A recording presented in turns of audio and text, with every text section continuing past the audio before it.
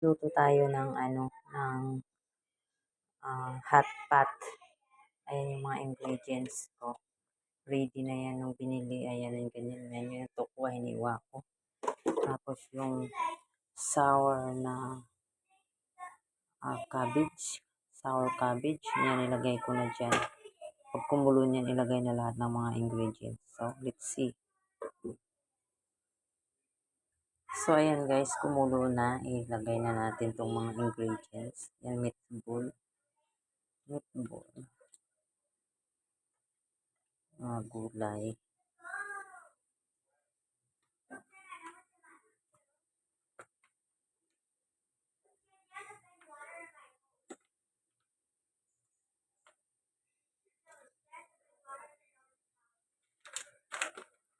Yung noodles. Ayan yung noodles. Nipis. Noodles yan guys. Noodles. Ayan natin.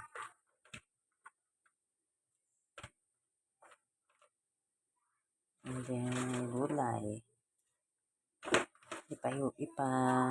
Huli ko lagay yung yung clams.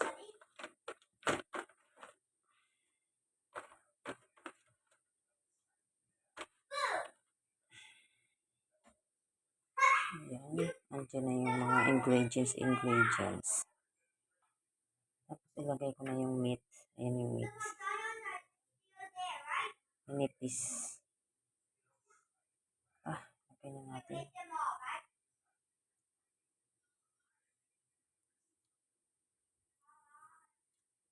Ganito yung pagkain namin kagabi. Kumain kami sa Hot Pot Restaurant sa isang mall dito sa Taiwan. Diyan sa Taipei, Taiwan.